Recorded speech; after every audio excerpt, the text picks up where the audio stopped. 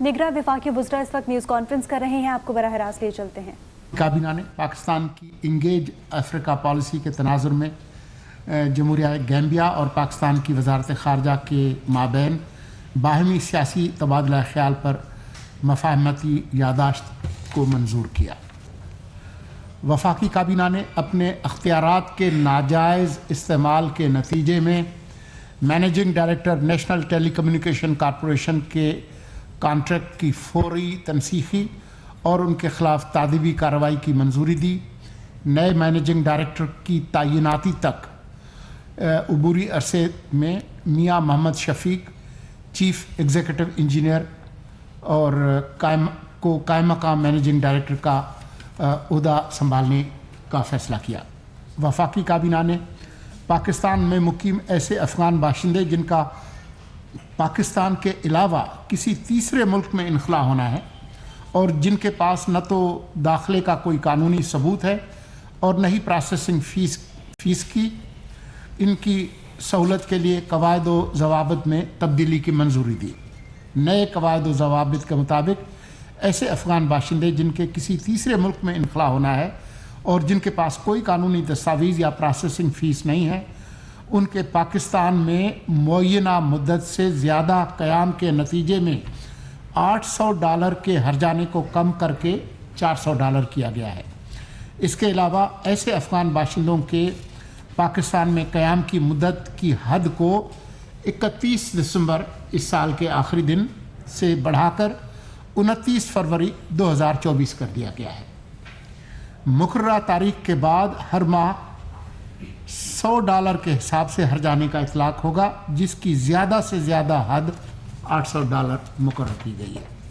ان اقدامات کا مقصد غیر قانونی طور پر پاکستان میں مقیم افغان باشندوں کو قانونی دستاویزات کے حصول یا کسی تیسرے ملک میں جلد سے جلد انخلاء کے معاہدوں کو پایہ تکمیل تک پہنچانے کی طرف راغب کرنا ہے۔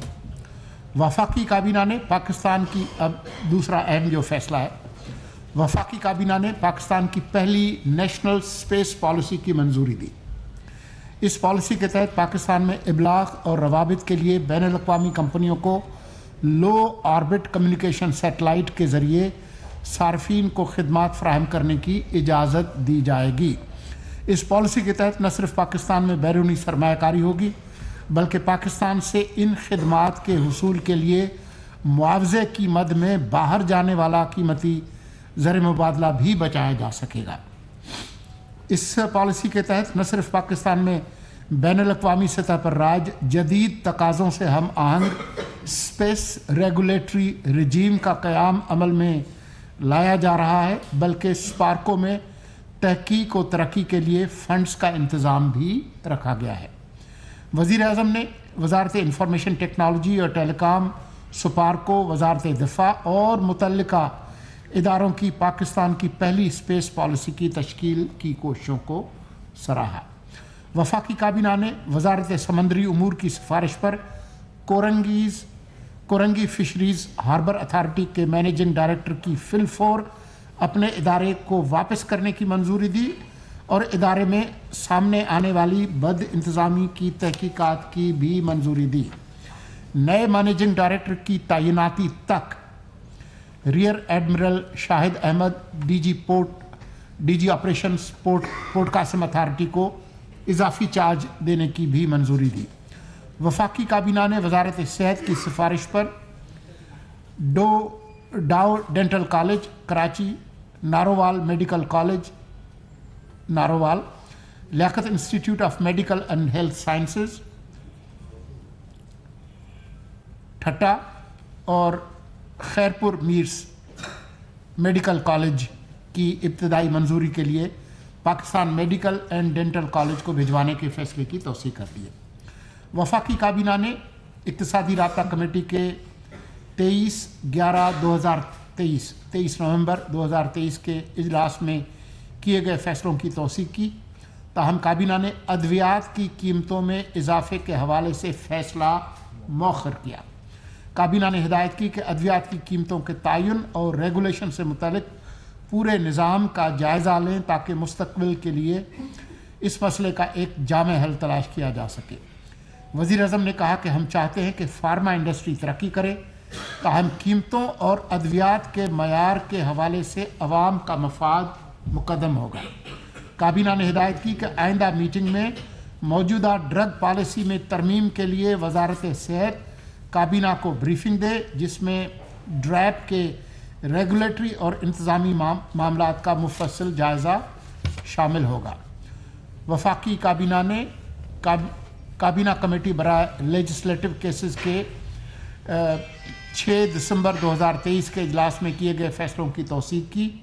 इन फैसलों में साइबर क्राइम्स के तदारुक, प्रोसिक्यूशन और फैसला साजी से मुतालिक national cyber crime investigation agency का क़याम शामिल है। साथ ही साथ टेलीकॉम ट्रिब्यूनल भी कायम किया जाएगा। वफाकी काबीना कमेटी बराए तवानाई के 22 नवंबर 2023 के इजलास में किए गए फैसलों की तौसीक की है। ये हैं वो अहम फैसले जो आज किए गए। बिस्मिल्लाहिर्रहमानिर्रहीम। शुक्रिया मुर्तज़ा साहब। थोड़ा सा ऐड कर लूँ उस पर सेहत के हवाले से कि जो मेडिकल कॉलेजेस की बात हुई, ये एक विज़िट के लिए अप्रूव हो गए हैं कि पीएमडीसी को हम रिकमेंड करेंगे कि इनका विज़िट करें। फिर वो जो स्टैंडर्ड्स होते हैं वो दोबारा, एक तो ये प्रोसेस जो है बड़ा रिगोरस होता है। हमारी एक ब्रॉड बेस स्क्रूटनी कमेटी होती है जो सारे मेडिकल कॉलेजेस की जो एप्लीकेशंस आ जाते हैं उनकी रिव्यू कर लेते हैं।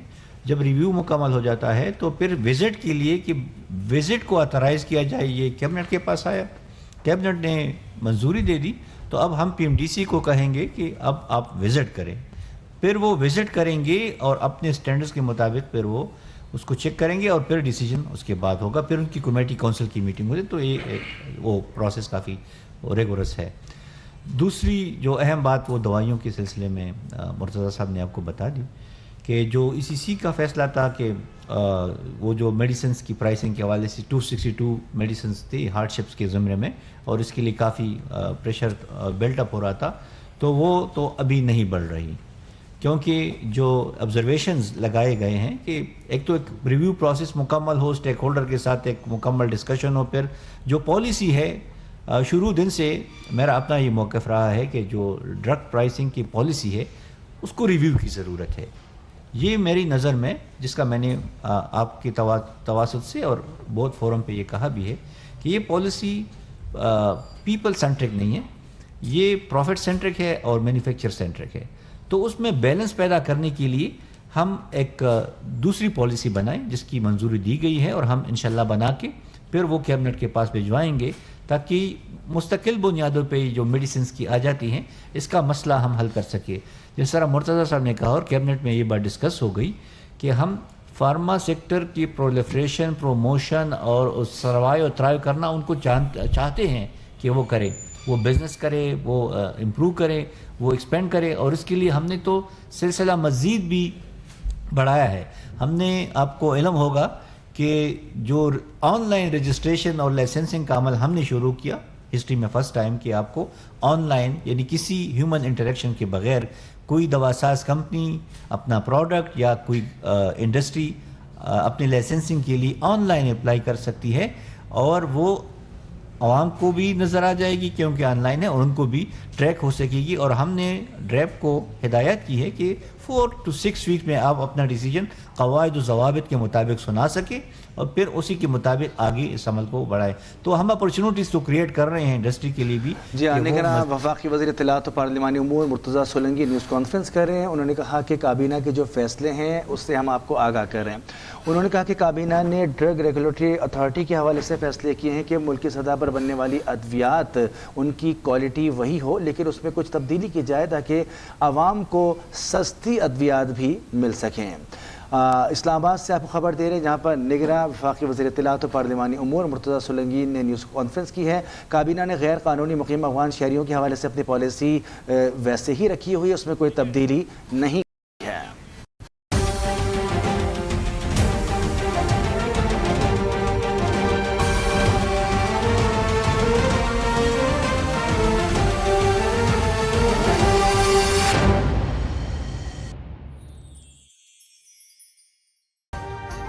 अभी सब्सक्राइब करें ताकि कोई खबर रह न जाए।